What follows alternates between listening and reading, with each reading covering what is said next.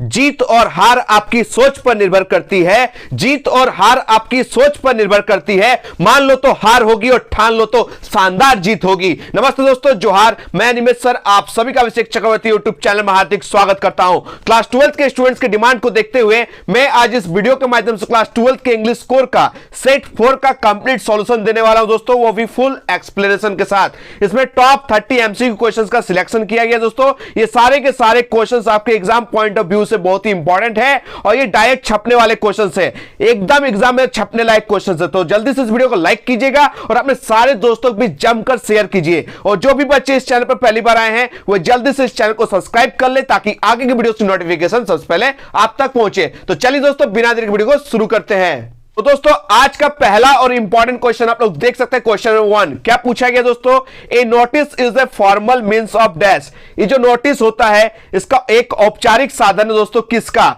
Transportation का या entertainment का या न्यूज का या फिर कम्युनिकेशन का। तो याद रखिए दोस्तों, नोटिस जो है दोस्तों वो किसका साधन है? संचार का। किसका? कम्युनिकेशन का। ऑप्शन जो डी है वो करेक्ट आंसर है। आप लोग कमेंट बॉक्स में ईमानदारी से बताइएगा, ठीक है? What is the chief purpose of notice writing? जो हम लोग नोटिस राइटिंग लिखते हैं दोस्तों, उसका चीफ पर्पस यानी मुख्य उद्देश्य क्या होता है? कमेंट बॉक्स में बताइएगा। या फिर इंस्टीट्यूशन हो चाहे वो ऑर्गेनाइजेशन हो, ठीक है, उनका नाम और संस्था का नाम या संगठन का नाम हम लोग नोटिस राइटिंग पर कहां पर लिखते हैं, ये भी आप लोग कमेंट बताइएगा। और नोटिस राइटिंग में ऑथोरिटीज का सिग्नेचर, जो नोटिस को इशू करती है, जारी करती है, उनका सिग्नेचर कहां लिखा जाता है नोटिस राइटिंग में? कमेंट बॉक्स में जरूर बताइएगा। जो भी बच्चे सेट 2 देखें, सेट 3 देखें, वो लोग आसानी से आंसर दे पाएंगे, ठीक है? कोशिश कीजिए। नेक्स्ट क्वेश्चन बढ़ते हैं हम लोग क्वेश्चन नंबर 2 की ओर। देख सकते दोस्तों, क्वेश्चन नंबर 2 में क्या पूछा गया? Letters return to relatives. Relatives मतलब दोस्तों आप सही पता है रिश्तेदारों को, ठीक है? तो लेटर्स रिटर्न टू रिलेटिव्स और फ्रेंड्स आर डैश, ठीक है? जो लेटर्स होते हैं दोस्तों, चाहे रिश्तेदार को लिखा जाता है या फ्रेंड्स को लिखा जाता है, वो किस श्रेणी में रखा जाता है? इनमें से किस लेटर के श्रेणी में उनको रखा जाता है? कौन सा लेटर्स? जो हम लोग रिलेटिव्स को लिखते हैं, मम्मी को लिखते हैं, पापा को लिखते हैं, अंकल को लिखते हैं, फ्रेंड्स को लिखते हैं, वो सारे लेटर्स इसमें से कौन लेटर्स में आते हैं? तो आप सही पता है, इनमें से इसका करेक्ट आंसर हो जाएगा option number B, informal letter. क्या हो जाएगा? इनफॉर्मल लेटर यानी अनौपचारिक पत्र। और आप सभी पता है दोस्तों, फॉर्मल लेटर का एग्जांपल बताइए। जैसे लेटर्स टू द एडिटर होता है वो फॉर्मल लेटर होता है, प्रिंसिपल को जो लेटर लिखते हैं वो फॉर्मल लेटर होता है, उनमें हम जो सो नहीं लिख सकते हैं, ठीक है? याद रखिएगा। तो ये जो फ्रेंड्स हो चाहे रिलेटिव्स हो, ये किस श्रेणी में आते हैं? इनफॉर्मल लेटर यानी अनौपचारिक पत्र में आते हैं। चलिए नेक्स्ट क्वेश्चन का हम बढ़ेंगे क्वेश्चन नंबर 3 की ओर। देख सकते दोस्तों, क्वेश्चन नंबर 3 में क्या पूछा गया? Which of the following is not a component of a letter to the editor. निम्नलिखित में से कौन सा संपादक को पत्र का घटक नहीं है, इंपॉर्टेंट कंपोनेंट नहीं है? तो आप सही पता है दोस्तों, इसका करेक्ट आंसर हो जाएगा टाइटल। क्या हो जाएगा दोस्तों? टाइटल यानी शीर्षक, ठीक है? हम लोग जब लिखते हैं तो शीर्षक नहीं देते हैं, सैल्यूटेशन देते हैं। सैल्यूटेशन मतलब क्या होता है दोस्तों? अभिवादन। अभिवादन के रूप में हम लोग सर ऑब्लिक मैडम लिखते हैं कि नहीं लिखते हैं? लेटर्स टू द एडिटर में हम लोग सर या मैडम लिखते हैं ना, तो वो सैल्यूटेशन होता है। हम लोग जब लेटर टू द एडिटर लिखते हैं तो हम लोग डेट भी देते हैं। जब हम लोग लेटर टू द एडिटर लिखते हैं तो हम लोग लास्ट में सिग्नेचर भी करते हैं। ये तीनों का तीनों इंपॉर्टेंट कंपोनेंट है, लेकिन टाइटल जो है वो नहीं है। तो इसका करेक्ट आंसर हो जाएगा टाइटल। क्या हो जाएगा? ऑप्शन जो ए है वो करेक्ट आंसर हो जाएगा टाइटल, ठीक है? नेक्स्ट क्वेश्चन बढ़ते हैं हम लोग क्वेश्चन नंबर 4 की ओर। देख सकते हो दोस्तों, क्वेश्चन नंबर 4 में क्या पूछा गया है कि what was there in front of the bulletin board. ये जो क्वेश्चन है दोस्तों किससे पूछा गया? द लास्ट लेसन से पूछा गया, ठीक है? तो बुलेटिन बोर्ड के सामने क्या था, ये आपसे क्वेश्चन पूछा गया है। तो बुलेटिन बोर्ड एक टाइप का नोटिस बोर्ड होता है, याद रखिएगा, जहां पर पिछले 2 सालों से बुरी खबरें आ रही थी, ठीक है? याद रखिएगा। तो ये जो बुलेटिन बोर्ड है, यहां पर क्या थी? तो याद रखिएगा, इसके सामने एक भीड़ थी, यानी एक क्राउड। एक क्राउड मतलब एक भीड़ थी। पता है ना आप सभी को, एक बुलेटिन बोर्ड है जहां पर पिछले 2 सालों से क्या आती थी? बुरी खबरें आती थी, ठीक है? तो इनके सामने, इस बोर्ड के सामने क्या था? एक क्राउड यानी एक भीड़। चलिए दोस्तों, नेक्स्ट क्वेश्चन की बढ़ते हैं। क्वेश्चन 5 बहुत ही इंपॉर्टेंट क्वेश्चन है आपके एग्जाम पॉइंट ऑफ व्यू से, ठीक है?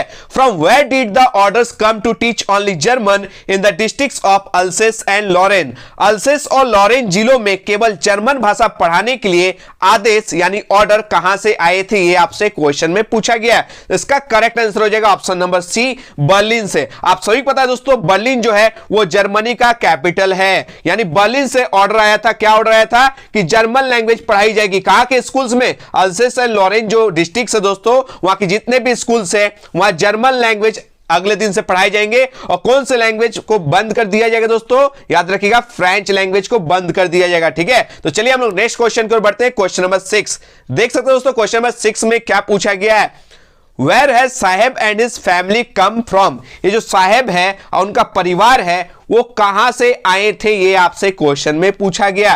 कहां से आए थे दोस्तों, आप सही पता है, वो लोग ढाका से आए थे। कहां से आए थे दोस्तों, ढाका से आए थे। कहां आए थे, ढाका से, सीमापुरी, आप सही पता है, सीमापुरी इंडिया में। कहां है दोस्तों, आप सही पता है, ईस्ट दिल्ली। कहां है, ईस्ट दिल्ली में है। तो साहेब जो है वो ओरिजिनली कहां से थे, ढाका जिले से यानी बांग्लादेश से थे, आप सही पता है, वहां से उठकर आए थे इंडिया यानी सीमापुरी में। आप लोग कमेंट बताइएगा कब आए थे, ठीक है, आप लोग कमेंट बताइएगा कब आए थे। चलिए आगे बढ़ते हैं हम लोग क्वेश्चन नंबर 7 की ओर।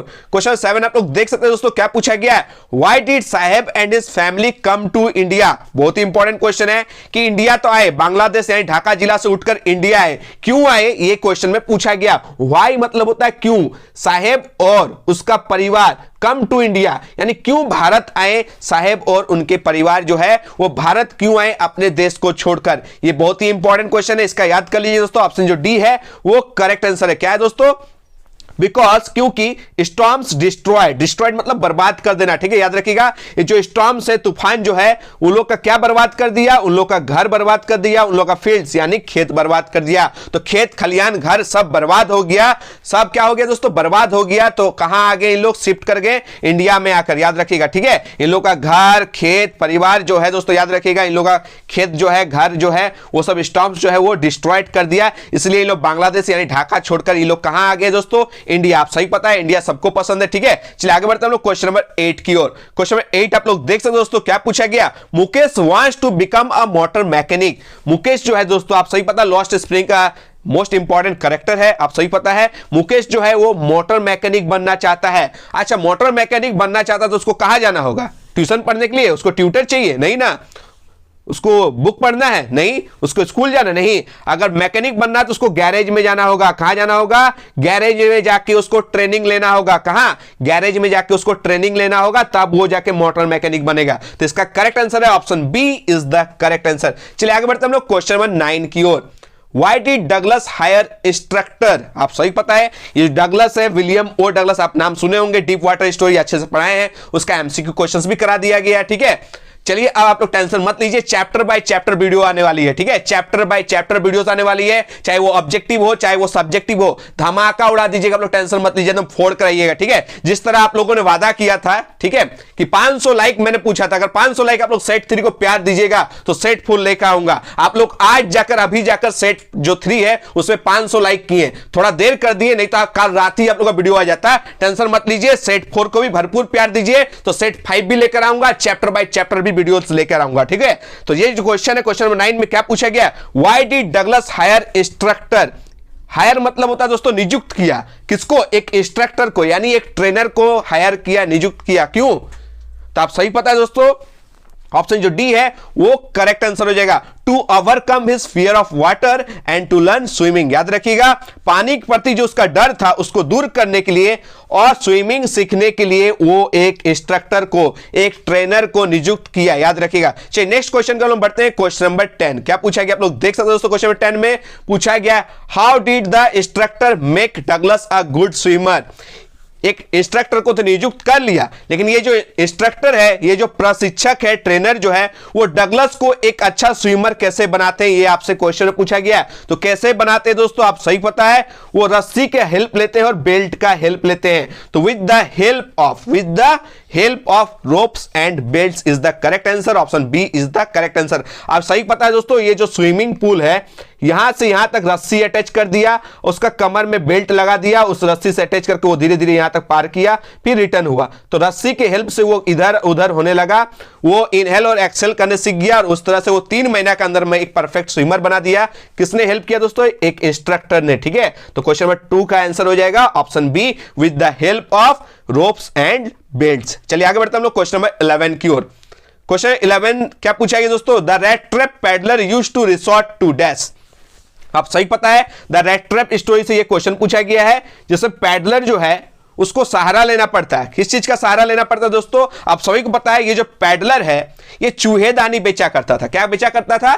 चूहेदानी। और आप सही पता है चूहेदानी किससे बनाया करता था? वो वायर से बनाया करता था। लेकिन आप सही पता है इसका जो बिजनेस है दोस्तों वो उतना प्रॉफिटेबल नहीं है, उस पर वो निर्भर नहीं रह सकता है, इसलिए कभी कभी उसको सहारा लेना पड़ता है। उसको किस चीज का रिसोर्ट लेना पड़ता है सहारा दोस्तों? कभी कभी चोरी का और कभी कभी भीख का। ठीक है, याद रखिएगा, चोरी और भीख मांगकर वो अपना गुजारा कर लेते थे। ठीक है, तो thievery and begging is the correct answer, option A is the correct answer. आप लोग कमेंट बताइएगा, द पैडलर जो स्टोरी है उसके राइटर का नाम बताइएगा, लॉस्ट स्प्रिंग के राइटर का नाम बताइएगा, द लास्ट लेसन का राइटर का नाम आप लोग कमेंट बॉक्स में जरूर बताइएगा। चलिए आगे बढ़ते हैं हम लोग क्वेश्चन नंबर 12 की ओर। क्वेश्चन नंबर 12 में क्या पूछा गया है? Where his Champaran. वेयर मतलब होता है कहां, इज मतलब होता है चंपारण एक जगह का नाम है। तो ये जो चंपारण है वो कहां है आपसे क्वेश्चन में पूछा गया। चंपारण एपिसोड आप लोग पढ़े होंगे दोस्तों इंडिगो चैप्टर में। ठीक है, महात्मा गांधी, राजकुमार शुक्ला का नाम सुने होंगे। ठीक है, इस स्टोरी में बताया गया है।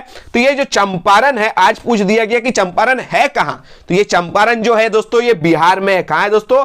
बिहार में है। तो ऑप्शन जो ए है वो करेक्ट आंसर है। ठीक है, चंपारण कहां है दोस्तों? बिहार में है। ठीक है, चलिए आगे बढ़ते हैं हम लोग क्वेश्चन नंबर 13 की ओर। क्या पूछा गया दोस्तों? What was the age of the office boy in Gemini studio. तो आइए जिमिनी स्टूडियो के बारे में क्वेश्चन आ गया। इससे पहले के वीडियोस मैंने जिमिनी स्टूडियो कब, इसकी स्थापना कब हुई थी, ठीक है, इसके फाउंडर कौन थे, इसके बॉस कौन थे, अच्छे से कराया था ना। एमआरए वाला क्वेश्चंस भी करा दिए गए था, एमआरए में कितना ग्रुप्स था बताया गया था ना। तो आप लोग कमेंट बॉक्स में बताइए। चलिए आपसे क्वेश्चन पूछते हैं जिमिनी स्टूडियो से, इंपॉर्टेंट क्वेश्चन। आप लोग पहला क्वेश्चन का आंसर दीजिए। ये जो जिमिनी स्टूडियो है ये कहां है? ये कहां है? जगह का नाम आप लोग कमेंट बताइएगा। इसकी स्थापना कब हुई थी ये भी आप लोग बताइएगा। किसने की थी, यानी फाउंडर और बॉस इस स्टूडियो के कौन है वो भी आप लोग कमेंट बॉक्स में बताइएगा। इस स्टूडियो में एक बार एमआरए विजिट किए थे। एमआरए का फुल फॉर्म भी आपको पिछले वाला वीडियो में बता दिया गया था। तो ये एमआरए जो है यहां पर कब आए थे और एमआरए में टोटल कितने ग्रुप्स, ये जो ग्रुप्स है एमआरए उसमें कितने पीपल थे आप लोग कमेंट बॉक्स में जरूर बताइएगा। तो ये जो आज का क्वेश्चन है दोस्तों, what was the age of the office boy. वो जो ऑफिस बॉय काम करता था जिमिनी स्टूडियो में उसका एज कितना है। तो आप लोग फट से बॉय देखकर सोचिएगा कि कम साल का होगा, 19 साल का होगा, ऐसा गलत फहमी मत रहिएगा। ठीक है, ये जो ऑफिस बॉय है दोस्तों इसका करेक्ट एज है 40। क्या हो जाएगा? ऑप्शन नंबर जो ए है वो करेक्ट आंसर है, 40 इज द करेक्ट आंसर। चलिए आगे बढ़ते हैं हम लोग क्वेश्चन नंबर 14 की ओर। क्वेश्चन 14 आप लोग देख सकते दोस्तों क्या पूछा गया। What was the aim of the office boy when he joined the Jimny studio? ये जो ऑफिस बॉय है उसका एम मतलब दोस्तों लक्ष्य क्या था, उसका उद्देश्य क्या था जब वो ज्वाइन किया। कहां? जिमिनी स्टूडियो में जब वो ज्वाइन किया तो उसका लक्ष्य, उसका उद्देश्य क्या था। तो आप सही पता दोस्तों उसको एक स्टोरी राइटर भी बनना था, उसको एक स्क्रिप्ट राइटर भी बनना था, याद रखिएगा। ठीक है, इसलिए जो दोनों का दोनों जब ऑप्शन सही है तो ऑप्शन जो सी है वो करेक्ट आंसर है, बोथ। क्या हो जाएगा? Both A and B, option C is the correct answer. चलिए दोस्तों नेक्स्ट क्वेश्चन की ओर हम लोग बढ़ते हैं। क्वेश्चन नंबर 15 क्या पूछा गया? Who is Sophie's elder brother. Elder और यंगर का बारे में बता दिया गया था। एल्डर मतलब होता है दोस्तों बड़ा भाई। ठीक है, एल्डर ब्रदर मतलब बड़ा भाई और यंगर ब्रदर मतलब होता है छोटा भाई। तो यहां पर किसका बड़ा भाई के बारे में पूछा गया? कौन है सोफी का एल्डर ब्रदर, यानी सोफी का बड़ा भाई कौन है दोस्तों? वो जियोफ है। कौन है? Geoff is the correct answer. याद रखिएगा क्वेश्चन 15 का जो करेक्ट आंसर है जियोफ। आप सही पता है जियोफ जो है दोस्तों वो सोफी का एल्डर ब्रदर है, यानी बड़ा भाई है। सोफी बहुत ही इंपॉर्टेंट कैरेक्टर है गोइंग प्लेसेस चैप्टर का। ठीक है, सोफी और एक था जैंसी, दोनों क्लासमेट्स थे और दोनों फ्रेंड्स थे। सोफी जो है दोस्तों वो डे ड्रीमर थी और जैंसी जो है दोस्तों वो रियलिस्टिक थी। आप सही पता है। चलिए नेक्स्ट क्वेश्चन हम लोग बढ़ते हैं क्वेश्चन नंबर 16 की ओर। क्वेश्चन 16 में पूछा गया कि who is Sophist younger brother. बड़ा भाई का नाम तो हम लोग जान लिए, क्या था? जियोफ। आज ये जो पूछा गया कि सोफी का जो यंगर ब्रदर है, छोटा भाई जो है वो कौन है, तो वो है डेरेक। ऑप्शन जो सी है वो करेक्ट आंसर है। आप लोग कमेंट में बताइएगा सोफी जो है दोस्तों वो किस आयरिश फुटबॉलर का सपना देखती थी, उनका नाम आप लोग कमेंट बॉक्स में जरूर बताइएगा। चलिए आगे बढ़ेंगे हम लोग नेक्स्ट क्वेश्चन की ओर। देख सकते दोस्तों क्वेश्चन नहीं है, क्या पूछा गया? Read the given extract and answer the following questions.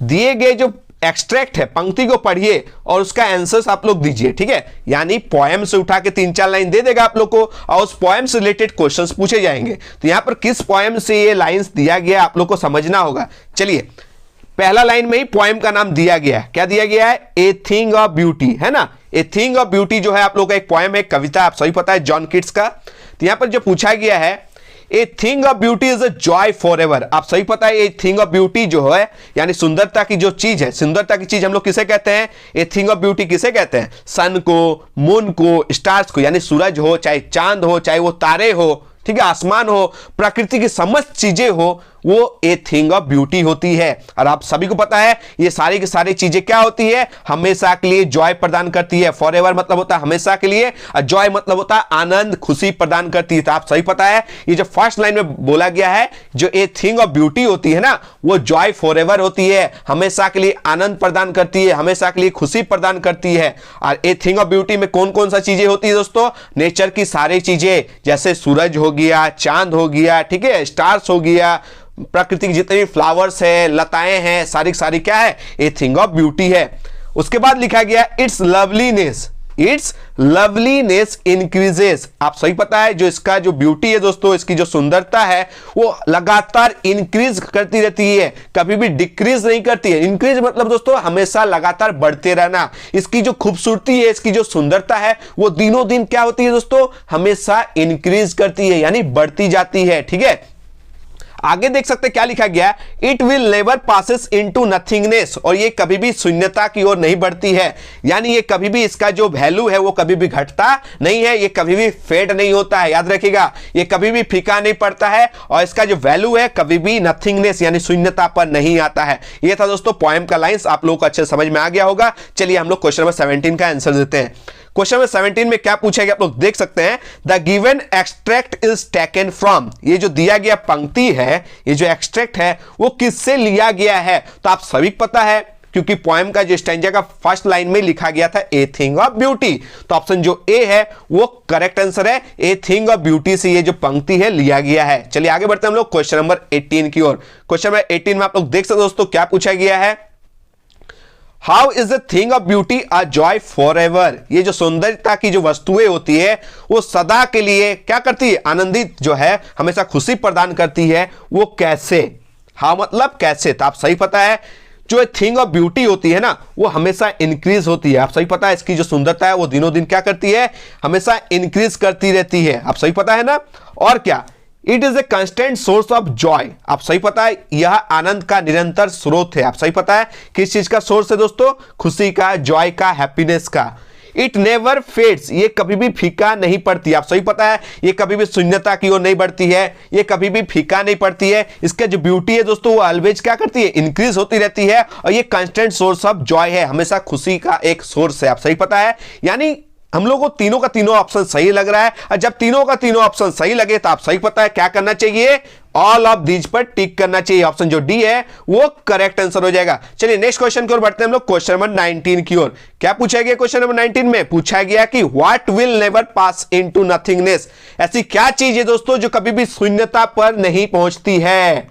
तो क्या चीज? A thing of beauty. क्या हो जाएगा? ए थिंग ऑफ ब्यूटी जो है वो कभी भी नथिंगनेस यानी उसका वैल्यू कभी भी घटता नहीं है, हमेशा बढ़ता है। तो याद रखिएगा, a thing of beauty is the correct answer. Option A is the correct answer. चलिए आगे बढ़ते हैं हम लोग क्वेश्चन नंबर 20 की ओर। देख सकते हो दोस्तों क्वेश्चन नंबर 20 में क्या पूछा गया, कमला दास वाज ए डैश। आप सभी को पता है, कमेंट बॉक्स में बताइएगा कि कमला दास जो है वो किस पोएम के कवित्री है। आप लोग कमेंट बॉक्स में बताइएगा, ठीक है। कमला दास किस पोएम के कवित्री है यानी पोएटेस है, आप लोग कमेंट बॉक्स में बताइएगा। यहां पर क्वेश्चन पूछा गया कि कमला दास कौन थे, ठीक है। एक बंगाली थे या फिर पंजाबी थे, यानी या फिर केरलाइट थे या फिर गुजराती थे। यहां पर आपसे क्वेश्चन पूछा गया, तो आप सही पता है कमला दास कहां से बिलोंग करते थे? केरल से, इसलिए कहा जाएगा क्या? Keralite is the correct answer. Option C is the correct answer. चलिए आगे बढ़ते हैं हम लोग क्वेश्चन नंबर 21 की ओर। क्वेश्चन नंबर 21 में क्या पूछा गया, कमला दास स्माइल्ड एंड स्माइल्ड। आप सही पता है, कमला दास जो है वो अपनी मम्मी के साथ कहां गई थी? कोचीन एयरपोर्ट। आप सही पता है, तो लास्ट मोमेंट में, पार्टिंग टाइम में जब बिछड़ रही है तब अपने फेस से वो स्माइल और स्माइल देती है, ठीक है। इसका पीछे क्या रहस्य दोस्तों? वो अपना जो दुख है, अपना जो दर्द है, वो अंदर समा के रखना चाहती है और बाहर से वो मुस्कुराना चाहती है, ठीक है। लेकिन अंदर अंदर अपने जो दुख है, अपने दर्द जो है, उसको छुपाना चाहती है। तो ऑप्शन जो ए है वो करेक्ट आंसर हो जाएगा। क्या हो जाएगा? To cover up her pain, अपना दुख और दर्द को छिपाने के लिए वो क्या करती है, अपने फेस से एक स्माइल देती है अपने मम्मी की ओर, ठीक है, और लास्ट में पार्टिंग वर्ड्स बोलती है। आप सही पता है ना, कमेंट बॉक्स में बताइएगा, और नहीं भी बताइएगा तो सुन लीजिए, सी यू सून अम्मा। क्या बिछड़ते टाइम कौन सा पार्टिंग वर्ड्स का इस्तेमाल करती है, सी यू सून अम्मा, जल्द मिलेंगे अम्मा, ठीक है, याद रखिएगा। चलिए आगे बढ़ते हम लोग 22 नंबर क्वेश्चन में। क्या पूछा गया है, in the poem keeping quiet the poet Pablo Neruda ask us to count. आप सही पता है, जो कवि जो है पैब्लो नेरुदा है, कीपिंग क्वाइट कविता में हमसे गिनने के लिए कहते हैं। कितना गिनने के लिए कहते हैं, आप सही पता है 12। कितना हो जाएगा, ऑप्शन जो डी है वो करेक्ट आंसर है। कितना गिनने को बोलते हैं, आप सही पता है 12 घड़ी जो है उसको रिप्रेजेंट करती है। घड़ी जो होता है, वॉच जो होता है, उसमें कांटा कितना होता है दोस्तों, आप सही पता, नंबर कितना होता है, 12 तक होता है। और आप सभी से अनुरोध करते हैं कि 12 गिनने तक आप लोग क्या कीजिए, आप लोग शांत रहिए, कीपिंग क्वाइट, एकदम साइलेंट रहिए, किसी भी तरह का आप लोग हिलडुल भी मत कीजिएगा, एकदम शांत से रहिए, ठीक है। इस पॉइंट में ये बताया गया, अच्छे से पढ़ाएंगे, आप लोग टेंशन मत लीजिए। नेक्स्ट क्वेश्चन की ओर हम बढ़ते हैं, क्वेश्चन नंबर 23 की ओर। क्वेश्चन नंबर 23 में क्या पूछेगा, आप लोग देख सकते हैं कि what is the name of Charlie's wife. आप सभी पता है चार्ली इंपॉर्टेंट कैरेक्टर है द थर्ड लेवल का, आप सही पता है ना, द थर्ड लेवल का इंपॉर्टेंट कैरेक्टर नाम है चार्ली। तो चार्ली की वाइफ का नाम आपसे क्वेश्चन में पूछा गया है, तो इसका करेक्ट आंसर क्या हो जाएगा, मन्नू या फिर नैन्सी या फिर लुइजा या फिर लवली। तो इसका करेक्ट आंसर आप लोग सब बताइए दोस्तों, इसका करेक्ट आंसर हो जाएगा लुइजा। क्या हो जाएगा, Luisa is the correct answer, आप सही पता है। आप लोग कमेंट बताइएगा, चार्ली का एक दोस्त था, एक साइक्लिस्ट फ्रेंड था, उनका नाम क्या था, आप लोग कमेंट बॉक्स में जरूर बताइएगा। और चार्ली को जो है वो कौन सी दुनिया पसंद थी, आप सभी को क्वेश्चन में इस क्वेश्चन का आंसर भी देना, वर्ल्ड ऑफ 1994, वर्ल्ड ऑफ 1894, ठीक है, या वर्ल्ड ऑफ 2024, आप लोग कमेंट में बताइएगा। चलिए आगे बढ़ते हैं हम लोग नेक्स्ट क्वेश्चन की ओर। 24 नंबर क्वेश्चन क्या पूछा गया, अकॉर्डिंग टू एस्ट्रोलॉजर। अच्छा, एस्ट्रोलॉजर किसे कहते हैं दोस्तों, जो भविष्यवाणी करती है, यानी ज्योतिषियों को ना। तो अकॉर्डिंग टू एस्ट्रोलॉजर जो है, वो जो चीफ एस्ट्रोलॉजर है, मुख्य जो ज्योतिषी है, उनके अनुसार टू विच टाइगर, यानी कौन से बाघ से the king should be careful, जो किंग है, राजा है, उनको सावधान रहना चाहिए अकॉर्डिंग टू एस्ट्रोलॉजर। कौन से बाघ से, 60 नंबर वाले बाघ से, 100 नंबर वाले बाघ से, फर्स्ट वाले टाइगर से, या फिर 99 वाले टाइगर से। इसका करेक्ट आंसर हो जाएगा दोस्तों 100वें बाघ से। किससे, हैंड्रेथ टाइगर, यानी लास्ट वाले बाघ से सावधान रहना है, क्योंकि एस्ट्रोलॉजर जो है वो बोल दिए थे कि राजा जो है आसानी से 99 टाइगर्स को किल कर देंगे, लेकिन लास्ट वाला जो है दोस्तों उस बाघ से सावधान रहना है, याद रखिएगा। बहुत ही इंपॉर्टेंट स्टोरी है द टाइगर किंग, अच्छे से पढ़ाएंगे। चलिए आप लोग कमेंट में बताइएगा कौन कौन द टाइगर किंग मेरे साथ पढ़ना चाहते हैं। अगर आप लोग का कसम से बोल रहे, अगर 500 लाइक्स और ज्यादा 100 बच्चे का अगर डिमांड आ गया तो इस स्टोरी को इतने अच्छे से पढ़ाएंगे दोस्तों कि आप लोग सोच भी नहीं सकते ना, फोड़ कर आइएगा एग्जाम में, ठीक है। और मेरा मन हुआ ना दोस्तों, और आप लोगों का कमेंट से मैं अगर खुश हो गया तो मैं आज ही कोशिश करूंगा, कल तक आप लोगों को वीडियो अपलोड कर दूंगा, ठीक है, टेंशन मत लीजिए। चलिए आगे बढ़ते हैं नेक्स्ट क्वेश्चन की ओर। क्वेश्चन नंबर 25 क्या पूछा गया, which means of transport, which means of transport did the writer तिसानी दोषी यूज टू रीच अंटार्कटिका। ये जो अंटार्कटिका जगह है दोस्तों, आप सही पता है दुनिया का सबसे कोल्डेस्ट, ड्राइएस्ट और विंडीएस्ट जो कंटिनेंट है उसका नाम है अंटार्कटिका। आप सही पता है ये जो अंटार्कटिका है दोस्तों, ये दुनिया का सबसे हवादार शुष्क वाला जगह है, आप सही पता है। तो यहां तक पहुंचने के लिए तिसानी दोषी को किस किस ट्रांसपोर्ट का सहारा लेना पड़ा था, ये आपसे क्वेश्चन पूछा गया। तो आप सही पता है 100 घंटे का ट्रेवल था। कितने घंटे का ट्रेवल था, 100 घंटे का ट्रेवल था। उसके लिए सबसे पहले आप सही पता है घर से निकलने के लिए कार का इस्तेमाल की, जहाज का इस्तेमाल किया, एरोप्लेन का इस्तेमाल किया और शिप का, आप सही पता है। और उस शिप का नाम क्या था आप लोग कमेंट बॉक्स में जरूर बताइएगा, ठीक है। तो इसका करेक्ट आंसर हो जाएगा option D, all of these. All of these is the correct answer, ठीक है। इन तीनों का सहारा लेकर वो अंटार्कटिका तक पहुंची थी। एक विशेष प्रकार का शिप था दोस्तों, जहाज था, उस जहाज का नाम आप लोग कमेंट में बताइएगा, ठीक है। चलिए नेक्स्ट क्वेश्चन को बढ़ते हैं। क्वेश्चन नंबर 26 क्या पूछा गया क्वेश्चन नंबर 26 में कि how many time zones did the तिसानी दोषी क्रॉस ड्यूरिंग हर जर्नी, यानी अपनी यात्रा के दौरान तिसानी दोषी जो है वो कितने टाइम जोन्स को क्रॉस करके पहुंची थी, ठीक है। ये आपसे क्वेश्चन में पूछा गया है, तो आप सही पता है दोस्तों इसका करेक्ट आंसर हो जाएगा 9 टाइम जोन्स। कितना हो जाएगा, 9 टाइम जोन्स को और 6 चेक पॉइंट्स को पार करके वहां तक पहुंची थी। तो ऑप्शन जो सी है वो करेक्ट आंसर हो जाएगा 9 टाइम जोन्स। चलिए आगे बढ़ेंगे हम लोग नेक्स्ट क्वेश्चन की ओर। क्वेश्चन नंबर 27 देख सकते हो दोस्तों, क्वेश्चन नंबर 27 में पूछा गया है कि व्हाट वाज सदास father's chief concern. Chief concern मतलब दोस्तों मुख्य चिंता, किसके, जो डॉक्टर सदाव के जो पापा है दोस्तों, उनका मुख्य चिंता क्या था? तो आप सही पता है, एक पापा का मुख्य चिंता क्या होगा? उनके बेटा का जो एजुकेशन है वो ना। तो सदाव education is the correct answer, option जो ए है वो करेक्ट आंसर है, ठीक है। और आप सही पता है, जो डॉक्टर सदाव के पापा है वो जापान के हैं। कहां के दोस्तों? डॉक्टर सदाव कहां से बिलोंग करते हैं? जापान के। और ये एक जापान के फेमस स्टेब्लिश डॉक्टर है डॉक्टर सदाव। लेकिन उनके पापा जो है डॉक्टर सदाव को पढ़ने के लिए कहां भेजे थे? अमेरिका भेजे थे। याद रखिए, कहां भेजे दोस्तों? अमेरिका भेजे थे पढ़ने के लिए, ठीक है।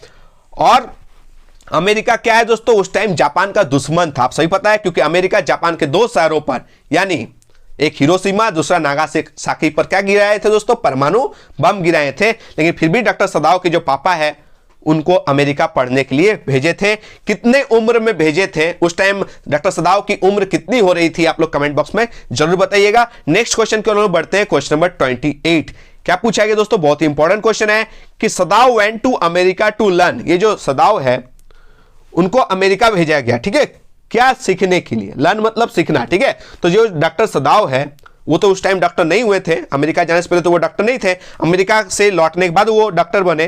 तो डॉक्टर सदाव जो है वो अमेरिका गए थे टू लर्न, यानी क्या सीखने के लिए? तो आप सही पता है दोस्तों, वो सर्जरी और मेडिसिन सीखने के लिए गए थे। ऑप्शन जो बी है वो करेक्ट आंसर है। कमेंट में बताइएगा डॉक्टर सदाव की जो वाइफ है उनका नाम क्या था, ठीक है। चलिए नेक्स्ट क्वेश्चन की ओर बढ़ते हैं, क्वेश्चन नंबर 29 की ओर। क्वेश्चन 29 में क्या पूछा गया है? पूछा गया कि what did children call Mr Lamb. आप सही पता है दोस्तों, मिस्टर लैम जो है बहुत ही इंपॉर्टेंट कैरेक्टर है, ठीक है। तो मिस्टर लैम का जो एक पैर था दोस्तों, एक टांग था, वो बम धमाके की वजह से उड़ गया था, जिसके वजह से उसका जो एक टांग था वो टीन का था। किसका था? टीन का था। इसलिए वो लंगड़ा लंगड़ा के चलते थे। तो बच्चे जो है, चिल्ड्रन जो है, उसको किस नाम से पुकारते थे? ये आपसे क्वेश्चन पूछा गया। उनको चिढ़ाते थे लैमी लैम बोलकर। ऑप्शन जो बी है वो करेक्ट आंसर है। लैमी लैम कहकर उनको पुकारते थे। और इसी चैप्टर में एक इंपॉर्टेंट कैरेक्टर है डैरी। कौन है दोस्तों? डैरी। चलिए, डैरी का जो है दोस्तों वो आधा चेहरा जल गया था। किससे जल गया था? आप लोग कमेंट बॉक्स में जरूर बताइएगा। चलिए आज का लास्ट और अंतिम क्वेश्चन की ओर में बढ़ेंगे, क्वेश्चन नंबर 30 की ओर। क्या पूछा गया आप लोग देख सकते हैं कि who is the writer of we too are human beings. We too are human beings के जो राइटर है, लेखक है, वो कौन है? ये आपसे क्वेश्चन में पूछा गया। तो इसका इंपॉर्टेंट आंसर क्या हो जाएगा दोस्तों? ऑप्शन जो सी है वो करेक्ट आंसर हो जाएगा, बामा, ठीक है। आप लोग कमेंट बताइएगा बामा का एल्डर ब्रदर का नाम क्या था? बामा का जो एल्डर ब्रदर है, बड़ा भाई का नाम क्या था? आप लोग कमेंट बॉक्स में जरूर बताइएगा दोस्तों। आज का लास्ट ये क्वेश्चन था। आप लोग ईमानदारी से बताइए 30 में से 30 आप लोग कौन कौन लाएं, या 30 में से आप लोग कितना नंबर लाएं, ईमानदारी से बताइएगा, ठीक है। ये जो सीरीज चल रही है दोस्तों, सेट 1, सेट 2, सेट 3, आज सेट 4 भी कंप्लीट हो गया। सेट 5 कौन कौन चाहते हैं ईमानदारी से कमेंट कीजिए। जितना ज्यादा कमेंट और लाइक्स देखने को मिलेगा, 500 प्लस लाइक अगर देखने को मिल गया दोस्तों इस वीडियो में, तो तय मानिए दोस्तों कल ही सेट 5 लेकर आऊंगा। और चैप्टर वाइज चैप्टर जो है दोस्तों आप लोग को सब्जेक्टिव भी मिलने लग जाएगी और ऑब्जेक्टिव भी। जो चाहते हैं, जिस चैप्टर का चाहते हैं आप लोग कमेंट बॉक्स में बताइएगा, वो जल्द प्रोवाइड करने वाला दोस्तों। इंग्लिश में लोग एकदम तबाही मचा कर आइएगा एग्जाम में, ठीक है, टेंशन मत लीजिए। इस वीडियो को ज्यादा से ज्यादा लाइक कीजिए, अपने सारे दोस्तों को भी, जितने भी बच्चे इंग्लिश कोर का पढ़ाई करना चाहते हैं उन तक शेयर कीजिए, ठीक है। चलिए मिलते हैं नेक्स्ट वीडियो में। धन्यवाद, जय हिंद, वंदे मातरम।